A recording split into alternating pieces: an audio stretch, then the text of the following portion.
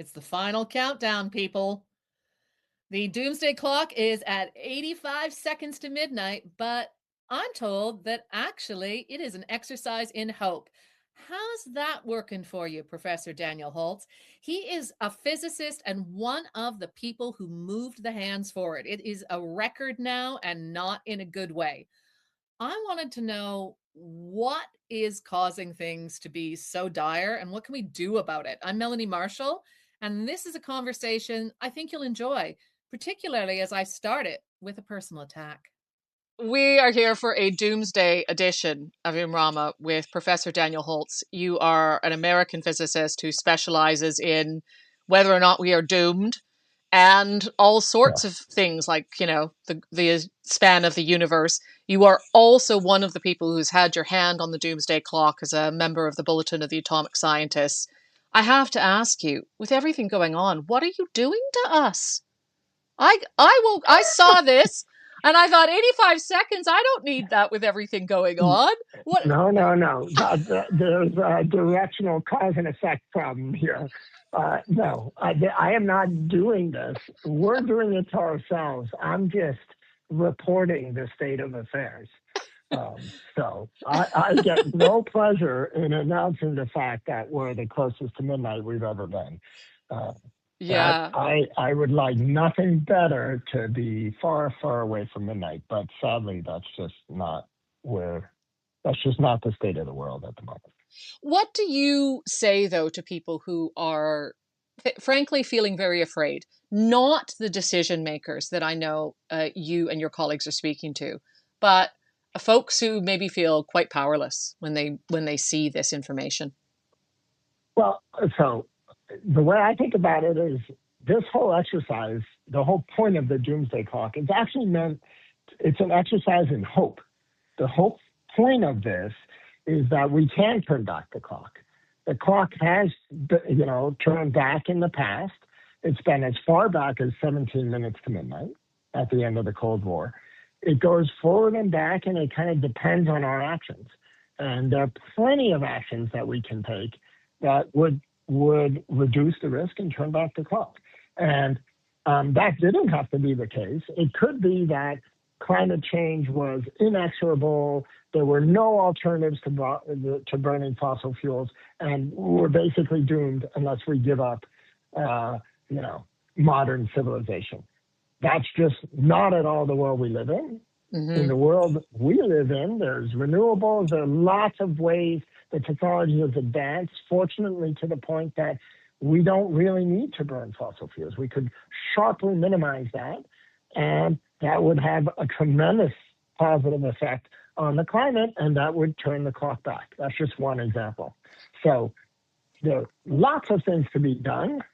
The problem is that we're not doing those things, and in particular, our leaders aren't doing those things. And even worse, our leaders are in some sense making it even harder to do those things because now it's all this us versus them, winner takes all attitude. And when you're talking about global threats like nuclear war or climate or pandemics or even AI, when you're talking about those global risks, we all have to work together to address them. And if we end up with this balkanized planet, we'll never do the things we need to do, and eventually our luck will run out. So yeah, we'll hit midnight. We just need to do those things. And what, that's hopeful. And there are things to do. I love this. I was a foreign journalist covering hotspots, war zones, conflict zones for years and years. And when I tell people it made me an optimist, often they don't believe me. But it is because we actually have the ability to change things when we see what is awful and when we see what is hard. But we have to see it. Yes. We can't pretend it's not there. That's right. Exactly. Yeah. And so that's really the point of the Doomsday Clock, is to help people see it, to help draw attention to these risks. I mean, these are, the greatest risks. These are the risks that affect everyone on the planet. To draw attention to those and then point the way forward. You talk about, I know in some of your other work, you talk about existential risk. I always think about existential angst, right? I suffer existential angst sometimes where I, think, oh my gosh, What should we do first?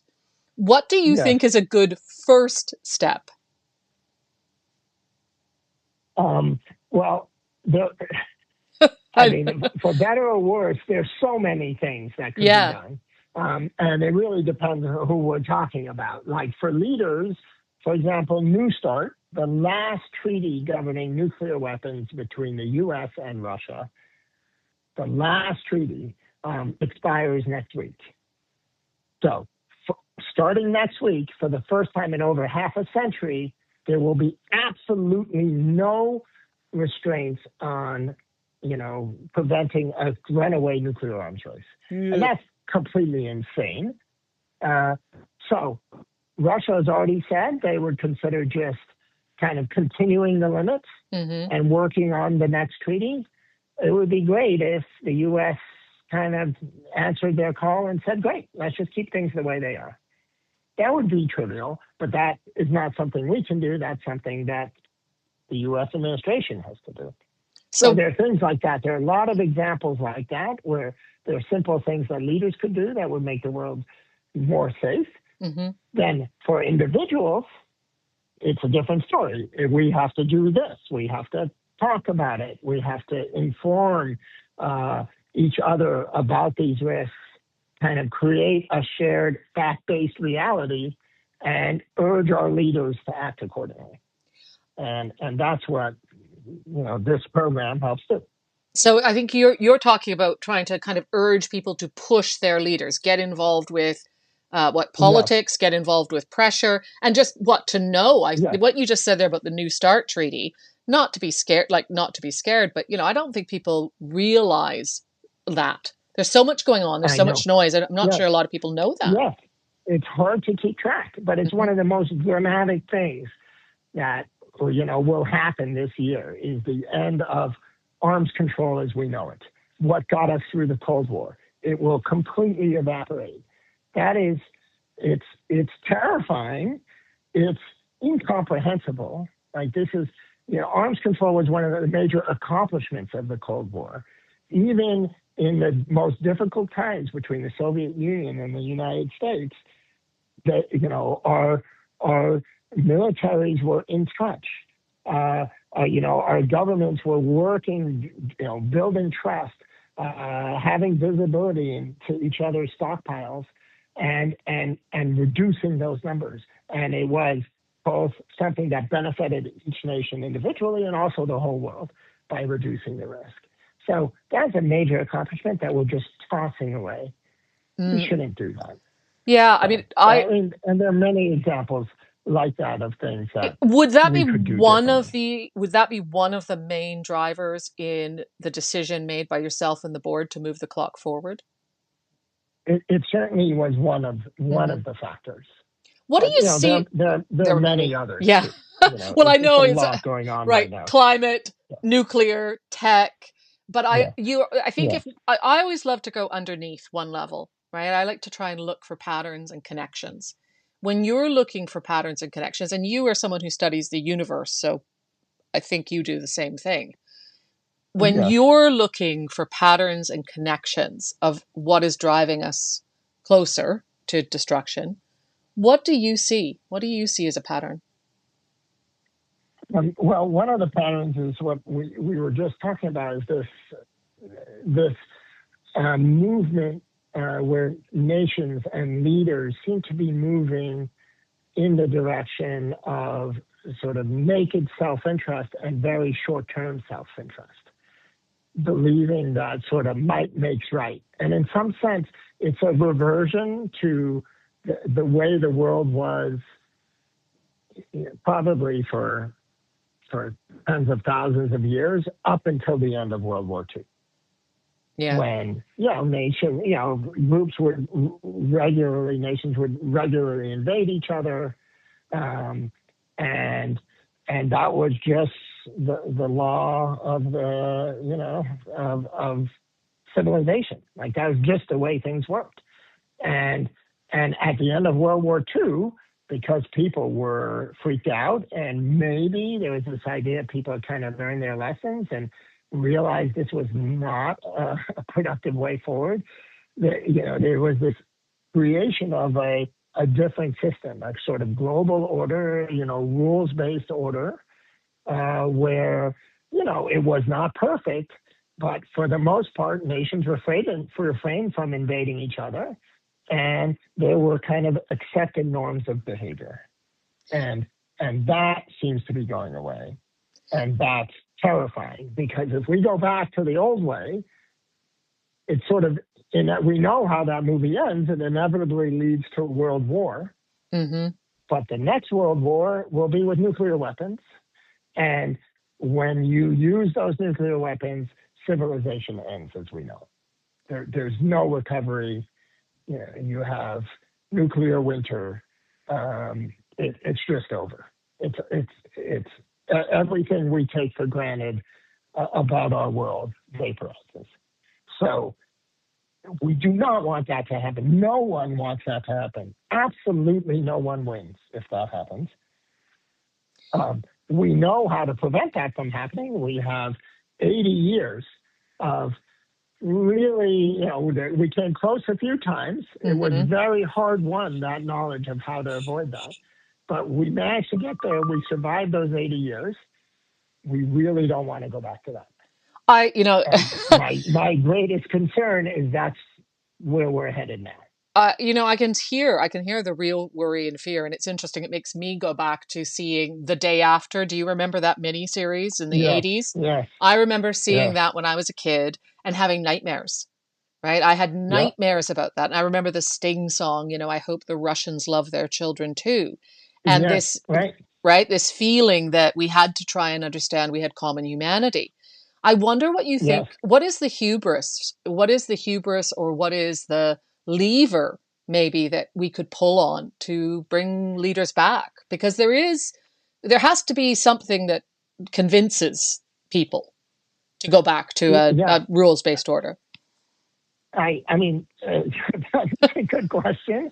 And I've always thought that, and actually it goes back to the Sting song in some sense. I mean, everyone loves their children and loves their families and wants, civilization to continue, wants everything to continue.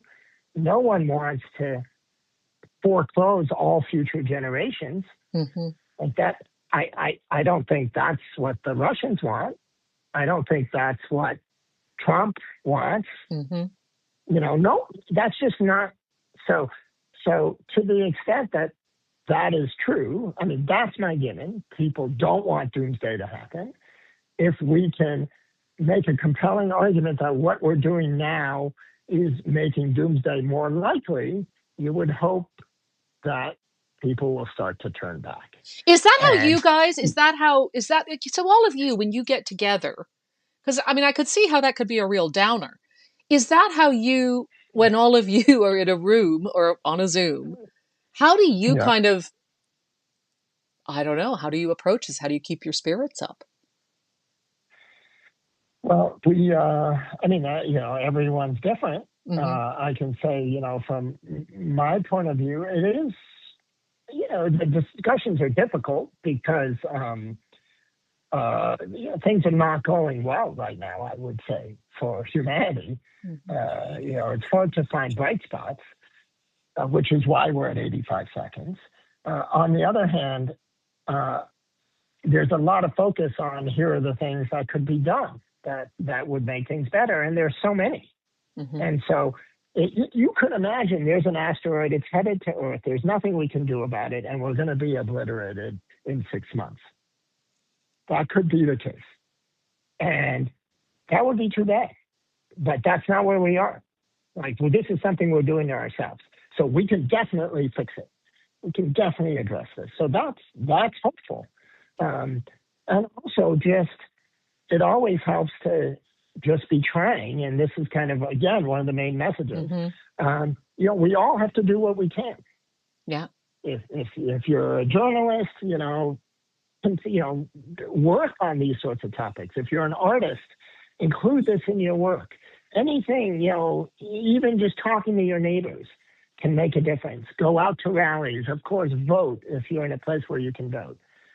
Anything, everything, you just encourage every person to kind of absorb this. The risk is real. It will impact every single person. Take that on board, but then, don't end up, on the sofa in a fetal position. You take that and then use it as a call for action. And we need to do what we can. And if we, certainly because it's in everyone's best interest to solve this, I just have this belief that, it's likely we'll come to our senses. I love that because, you define it. Who knows? Yeah, you define hope the way I define hope, which is as action.